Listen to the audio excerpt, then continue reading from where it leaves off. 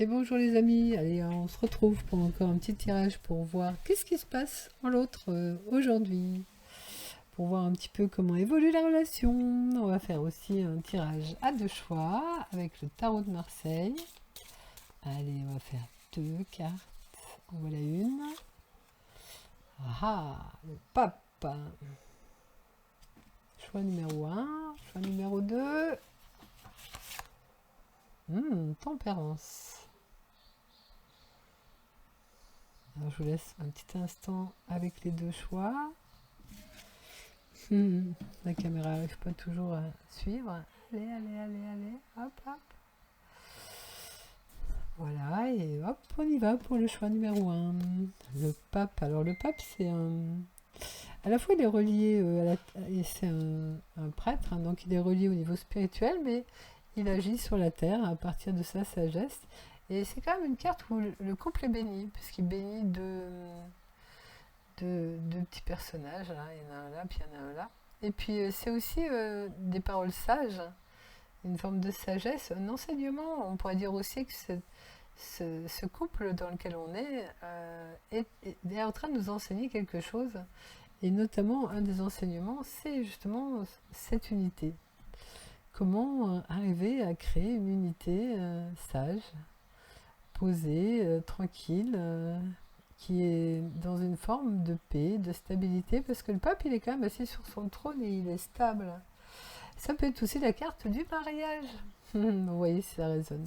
Allez, on va continuer avec l'oracle bleu.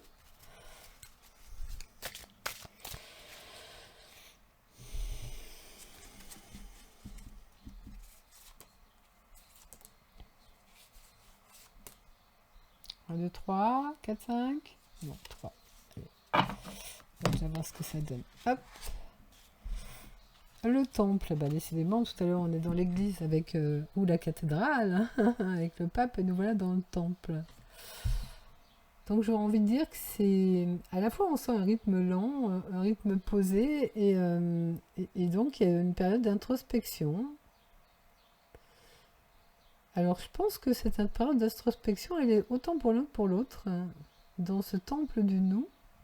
Chacun médite. Et donc, avec quelque chose de sain, puisqu'on a l'eau, mais avec aussi l'envie d'ancrer quelque chose dans la matière. Le triangle, hein, pour moi, c'est l'ancrage dans la matière. Je le verrais vraiment comme ça. Et pour y voir clair, ben, on a besoin de lumière. Et en faisant la pause, ben, on a la lumière intérieure, hein, dans le temple qui nous éclaire. Donc c'est un temps tranquille d'intériorisation autant que pour l'un que pour l'autre. Et j'y vois aussi beaucoup de bleu, donc une ambiance un peu paisible. Je pense que chacun pense à l'autre dans la paix, comme si, ce qui me vient là, comme si c'était une évidence qu'on était ensemble, et on est ensemble même en n'étant pas dans la parole. On est ensemble dans cette paix du cœur. C'est vraiment ça que je ressens. Et cette paix-là, elle se goûte parce que ça fait voir aussi que l'autre, il n'est pas toujours sur notre dos à nous énerver, qu'il est capable de nous offrir des grands temps de paix, et que l'un comme l'autre, on en a besoin en fait de cette paix-là. C'est comme ralentir le temps pour mieux goûter à cette paix sereine, ou être en dehors du temps. De toute façon, quand on est dans la paix, on est en dehors du temps, donc oui, effectivement. Bon, mais écoutez, voilà l'ambiance un peu qui se passe. J'aurais envie de dire dans le nous, autant chez l'un que chez l'autre. Comment vous sentez-vous? Est-ce que vous vous sentez en paix et en train de faire des introspections? Vous pourrez me dire dans les commentaires si vous voulez partager un peu votre ambiance. Hop. Bah ouais, ça va encore avec la bénédiction. On est dans des énergies comme ça, hein. Et où justement ce temps d'intériorisation nous fait voir peut-être nos schémas limitants, nos prisons, les trucs qu'on veut plus, ou alors ces ambiances de sacrifice qu'on peut transformer en coupe du Graal, qui n'est pas du tout la même chose, parce que du coup le coupe du Graal c'est un recevoir sain. Après avoir enlevé tout ce qui dérange, bon, on est prêt, un peu comme si on enlevait l'ancien, on est prêt à recevoir des choses bénies, des choses saines. Et d'ailleurs, c'est la carte suivante, hein, l'harmonie. Le présent, l'éternité, dans le sens... on est toujours dans le présent, parce que le présent n'a pas de début ni de fin, on est toujours dans un présent. Et ce présent, il est constant, donc on a le temps, finalement, de goûter à notre relation, même au travers des pauses comme ça. C'est le mental qui dit que le temps passe et que rien ne se passe, par exemple. Parce qu'en vérité, on est toujours en unité. La conscience, elle voit qu'il n'y a non seulement pas de temps, mais qu'en plus, on est toujours en unité. Il n'y a pas de séparation réelle. Ce sera un peu ça la carte de la méditation. C'est un peu avec quelle conscience je regarde les choses. Si je regarde à partir du cœur, le cœur, il voit qu'il n'y a pas réellement de temps. C'est un concept mental, ça appartient à la tête, le temps. Et en plus, on est toujours en amour et en unité. C'est ce que voit la conscience quand elle se place dans le cœur. J'aurais envie de dire que chacun est là-dedans. Et du coup, ne voit peut-être pas la nécessité de faire autre chose que de vivre ça, là, sereinement. En goûtant que dans cette unité pleine de paix, pleine de lumière, pleine de bénédiction, c'est déjà un énorme cadeau. Allez, on va refaire encore un petit peu de cartes comme ça. Hop, hop. Belle ambiance, les amis. Et c'est surtout ces vibrations-là qui vont continuer à créer des événements beaux, puisqu'on est dans des vibrations hautes quand on est dans cette paix, dans cette lumière. Puis de toute façon, quand on est dans la paix là, on est dans le présent et on n'en demande pas plus. Après viendra le temps du partage. Parce que si tous les deux on cultive notre paix, on va partager cette paix. Et après, on pourra peut-être faire sortir la vapeur et se dépêcher, bouger, mettre en œuvre des actions. Et pour l'instant, on est dans la paix. Mais on marche l'un vers l'autre. On construit chacun de notre côté cette paix-là pour se la porter après au nous. On sent qu'il y a comme une unité silencieuse en fait, mais qu'il n'y a pas du tout de séparation. Eh bien, on va finir par une rune. C'est un très beau message, les amis. Et en vérité, justement, la conscience, elle voit qu'on est toujours la paix, que même s'il semble à des moments qu'il y ait des tumultes ou du brouillard ou des brouilles, c'est toujours en apparence posé sur la paix qui est dans le fond et qui est constamment là. Voilà, dans cette paix-là, il y a toute une richesse. Parce que c'est aussi dans cette paix sans forme que va naître toutes les formes. C'est l'endroit de la création. Et si justement on plante son encre dans cette paix-là, on va forcément créer quelque chose de beau. Après, quand on va se mettre en action de donner et de bouger, il va se créer des belles choses. C'est magnifique comme message, les amis. Et ben voilà, je vous laisse avec ces beaux messages. Merci de m'avoir écouté et belle création à partir de votre paix et de votre lumière. Merci les amis. À bientôt. On va passer au choix numéro 2. Hop. Le choix numéro 2, tempérance. Tempérance, c'est donc une très belle harmonie, tempérance. Et donc elle est toujours reliée au ciel et à la terre. Hein. Elle aime la fluidité. On pourrait même dire qu'elle harmonise les énergies.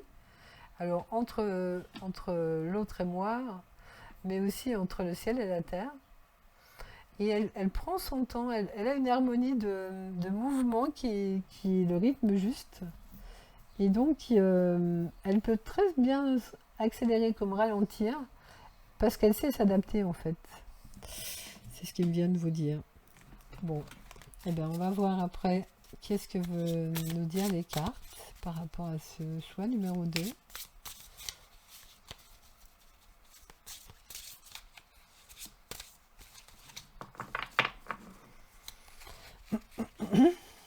Mais je sais pas, j'ai l'impression de mouvement de vie, moi, là.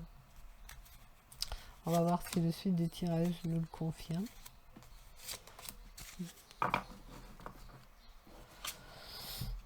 Le feu, oui, déjà, on est dans le feu, donc il y a ce feu intérieur, ce feu du cœur, ce feu de la vie, ce feu de l'amour,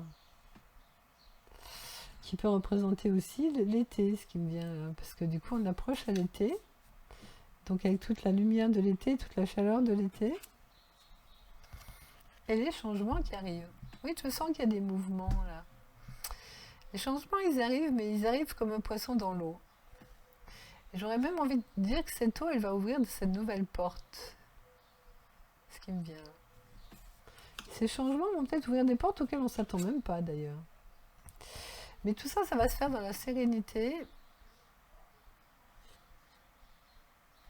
Même si pour l'instant on se tourne le dos, c'est-à-dire on n'est pas l'un en face de l'autre, c'est pour créer quelque chose de rond, d'unificateur.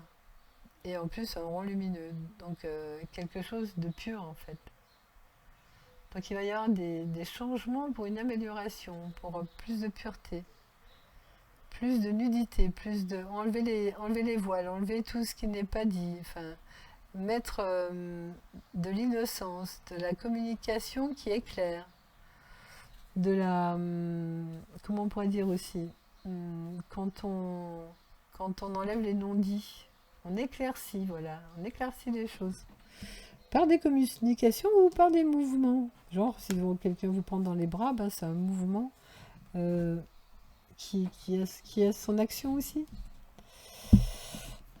Mais je pense que c'est... Voilà, ça bouge. En tout cas, ça bouge chez votre autre. Je ne sais pas si ça bouge chez vous. Peut-être ça bouge aussi chez vous.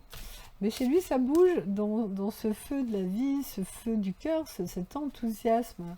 L'enthousiasme, c'est le feu du divin. Mais sereinement en fait, même s'il y a du mouvement, il y a une forme de sérénité derrière.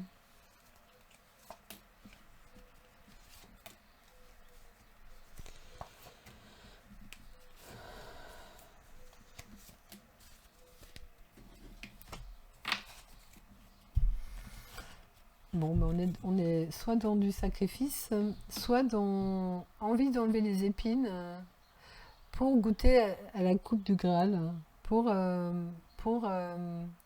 transformer ce qui pique en ce qui est confortable, ce qui me vient là. C'est-à-dire que j'ai été beaucoup dans des choses difficiles. Aujourd'hui, je vais regarder ces choses difficiles en face pour les transformer en calice de vin qui est doux à boire.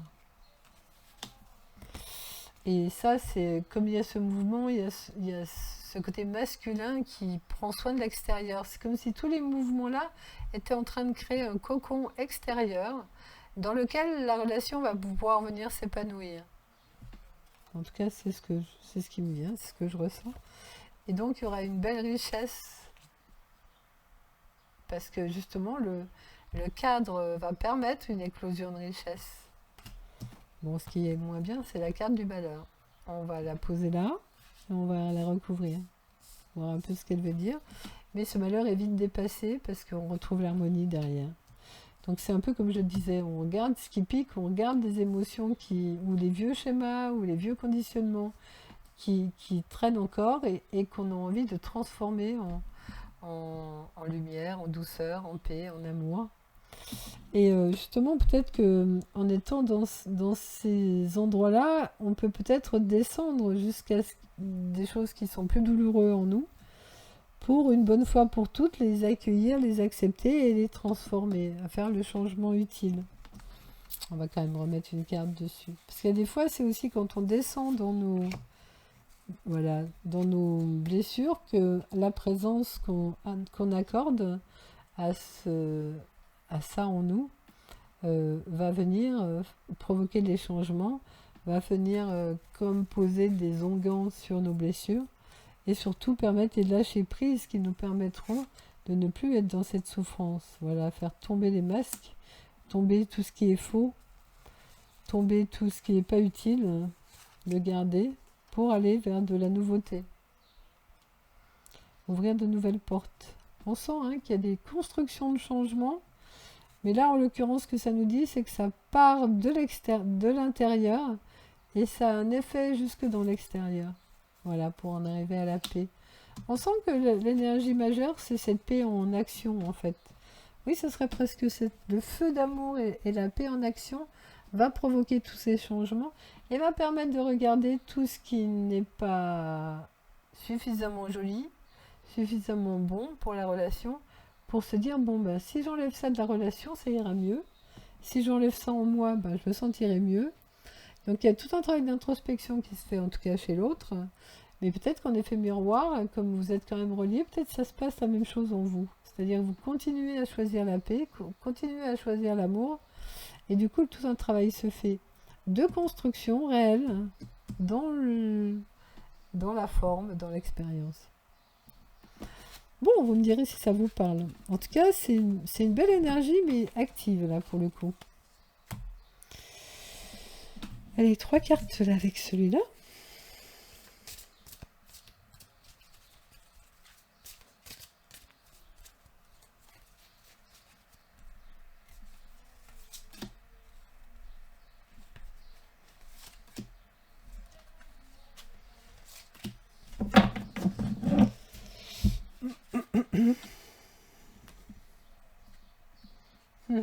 Elle est dans un labyrinthe, faites marche arrière.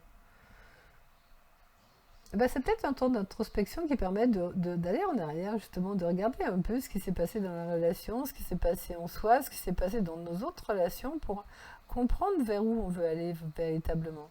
Et comprendre aussi comment on peut activer les choses, hein, puisqu'on est dans l'action, pour se sortir de ce labyrinthe et être dans une prairie plus simple et plus large, où on ne se sent pas étriqué ni enfermé.